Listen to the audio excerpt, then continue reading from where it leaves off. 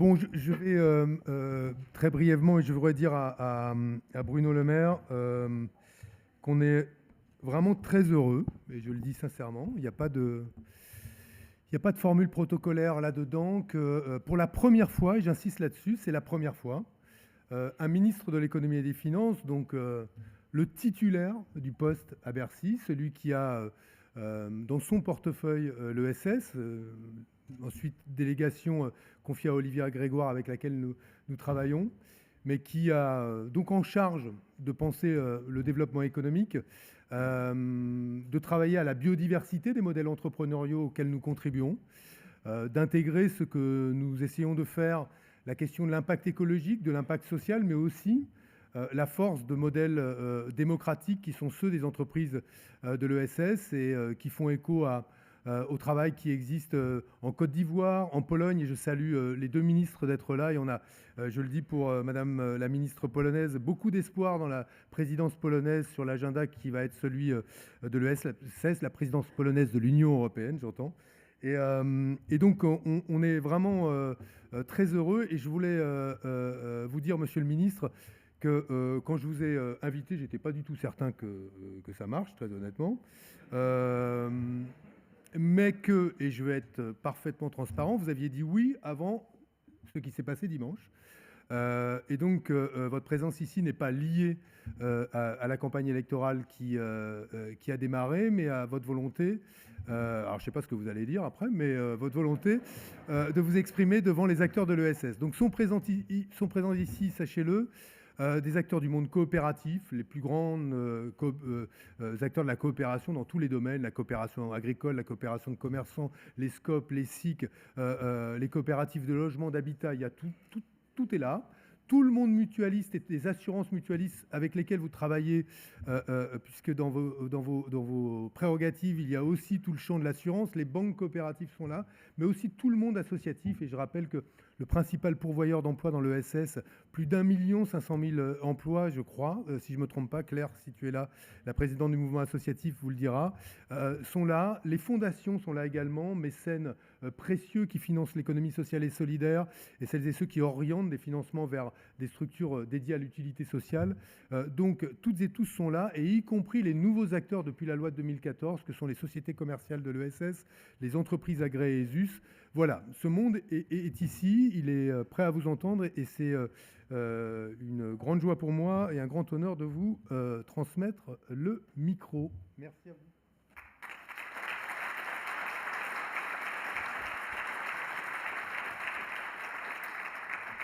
Merci, cher Benoît. Alors, je vais vous donner les vraies raisons de ma présence ici. Merci à Benoît d'avoir rappelé que j'avais accepté avant les événements politiques, parce que sinon, vous pourriez me suspecter d'intention électorale, ce qui n'est absolument pas le cas. Je suis venu ici soutenir l'économie sociale et solidaire, bien entendu, et vous dire pourquoi c'est très important à mes yeux, mais vous faire aussi des grandes révélations personnelles. C'est que, aussi surprenant que ça puisse vous paraître, nous nous sommes toujours très bien entendus avec Benoît Hamon. Je ne pense pas trahir quelque secret que ce soit. Ah, il vient de perdre son poste de président de l'économie sociale et solidaire. Comme quoi on peut avoir des convictions différentes, hein, et du respect mutuel. Je pense que dans ces temps de grande polarisation et de grande brutalité de la vie politique, ce n'est pas inutile de le rappeler. Je veux saluer évidemment nos homologues ministres de Côte d'Ivoire et de Pologne, en leur souhaitant la bienvenue en France, adresser toutes mes félicitations une nouvelle fois à Benoît pour ses responsabilités, et vous dire que, dans le fond, dans ces temps de bouleversement, il faut toujours essayer d'en tirer un parti et d'en tirer quelque chose de positif. Il y a aujourd'hui une crise politique ouverte, des élections qui sont devant nous. Je pense que c'est le moment, dans les jours qui viennent, puis au-delà, de se demander ce que nous voulons comme économie. Puis j'en prends toute ma part, parce que si nous avions tout fait parfaitement, sans doute que la situation politique serait différente. Qu'est-ce que nous voulons comme économie pour le XXIe siècle? Quel capitalisme? Quelle organisation économique? Je pense d'abord que la vitalité de votre mouvement, plusieurs millions d'emplois, parce que les emplois directs et indirects, c'est 13 millions de personnes qui travaillent pour l'économie sociale et solidaire en France. C'est considérable. C'est 10% de la richesse nationale, c'est absolument considérable. Et la vivacité, la vitalité de votre mouvement montre qu'une autre économie est possible, complémentaire de celle qui aujourd'hui existe en France et dans les autres pays européens. Qu'elle est nécessaire, qu'elle répond aux attentes de nos compatriotes et qu'elle est une source d'inspiration. Vous êtes une source d'inspiration pour beaucoup de responsables économiques, moi le premier. Quand je vois le succès des banques mutualistes, des assureurs, de grands groupes qui sont organisés différemment d'autres grands groupes bancaires ou assurantiels, c'est bien la preuve qu'il y a d'autres modèles qui sont possibles. Et c'est ce que je voudrais essayer de définir aujourd'hui pour voir comment est-ce qu'on peut progresser et qu'en s'inspirant les uns des autres, nous ayons un modèle économique qui soit à la fois plus juste et plus efficace. Et qu'on puisse comprendre qu'il peut y avoir de la justice et de l'efficacité économique. Et que les deux ne sont pas contradictoires, au contraire, et que c'est ce vers quoi il faut qu'on travaille. La justice, c'est d'abord reconnaître la place de chaque salarié dans l'entreprise. C'est une organisation, un partage des responsabilités qui soit différent. On a fait bouger les choses avec Pacte, notamment sous l'impulsion de la CFDT, de Laurent Berger à l'époque, en ouvrant plus grand la place des salariés dans les instances de direction de l'entreprise. Moi, je pense que c'est une des pistes vers laquelle on peut avancer. Alors, ce ne sera pas forcément le modèle mutualiste ou le modèle de cogestion sur l'ensemble du territoire et dans l'ensemble des entreprises, mais se poser la question de la manière dont on associe directement le salarié à la décision de l'entreprise et que ce ne soit pas uniquement l'actionnaire. Je pense que c'est un modèle qui est très inspirant et qui vaut le coup d'être développé. Vous voyez ici, parce que je ne les ai pas cités, pardon, tu étais dans la lumière, les représentants de la coopération agricole, notamment la coopération laitière. J'étais 3 ans ministre de l'Agriculture, dans le domaine agricole, qui est un des domaines de performance exceptionnels de l'économie française. Le modèle coopératif est un des modèles dominants et un des modèles efficaces. Preuve que l'on peut concilier justice et efficacité économique, notamment en faisant une place plus grande aux salariés, à la voix du salarié dans l'entreprise. C'est une première direction, une première piste sur laquelle je pense qu'il faut travailler. La deuxième chose, c'est le sens de l'activité économique. Nous avons créé, et Dieu sait que ça a été difficile, les entreprises à mission dans la loi Pacte. Alors, ça a l'air de rien, mais ça a été un combat au couteau. Beaucoup de gens disaient que ça ne sert absolument à rien d'avoir des entreprises à mission, ça va alourdir notre charge de travail, alourdir la complexité. Je ne crois pas du tout. Et je le dis très sincèrement, les entreprises à mission ont été inspirées par l'économie sociale et solidaire.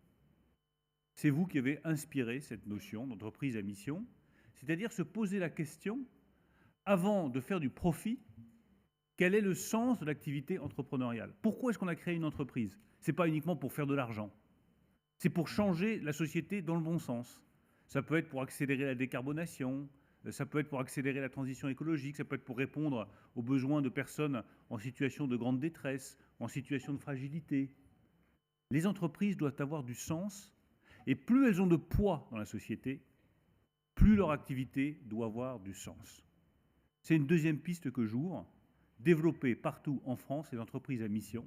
Et je pense que c'est une aspiration très forte de toutes les générations qui s'engagent dans le monde du travail et qui, avant de savoir combien elles vont gagner, veulent savoir ce qu'elles vont faire et pourquoi elles vont le faire. La troisième piste qui me semble essentielle, c'est évidemment celle de la transition écologique. Avoir une autre approche de la production, une autre approche du bien, de son usage, de la manière dont on l'utilise, de la manière dont on le récupère, de la manière dont on le recycle. Et là-dessus, vous n'avez pas été simplement inspirateur, vous avez été pionnier. C'est vous qui avez développé les concepts d'usage, de partage, de recyclabilité, pour faire en sorte que notre rapport à la production économique, au bien manufacturier, soit différent, qu'il soit plus durable, qu'il permette de récupérer, recycler, et avoir non pas une chaîne de valeur qui va vers la disparition de la valeur et son renouvellement permanent, mais vers la réutilisation et le réemploi de la valeur pour économiser la planète et économiser les ressources. C'est une troisième direction qui me paraît absolument essentielle. La dernière, peut-être la plus importante, en tout cas à mes yeux la plus importante, c'est la place que vous faites à toutes et à tous dans le monde de l'entreprise et dans la société. Chaque citoyen est nécessaire. Il peut avoir 20 ans, il peut en avoir 75, il peut être en bonne santé, il peut être malade, il peut avoir de la détresse psychologique ou de la fatigue psychologique, il peut avoir un handicap physique. Il est nécessaire. Ce qui compte, ce n'est pas la performance dans l'absolu. C'est ce qu'on fait de soi-même, avec ce dont on dispose. Le corps dont on dispose, la santé mentale dont on dispose, la santé physique dont on dispose, que, je le rappelle, personne n'a choisi. Personne n'a choisi sa santé, personne n'a choisi son état d'esprit, personne ne choisit sa force, personne ne choisit ses faiblesses. Et l'économie sociale et solidaire a l'immense mérite de ne pas juger les gens. Dire que toute personne est nécessaire dans l'activité humaine et dans la collectivité. C'est peut-être le message que je voulais vous passer aujourd'hui. Il se résume en un seul mot, merci. Merci de continuer à porter ce combat. Merci à continuer à porter cette vision de la société où c'est moins la performance de chaque individu qui compte que la reconnaissance de chaque personne qui permet de construire une nation plus rassemblée et plus juste. Il me semble que dans les temps que nous traversons, le message que vous portez n'a jamais été aussi nécessaire. Merci à toutes et à tous.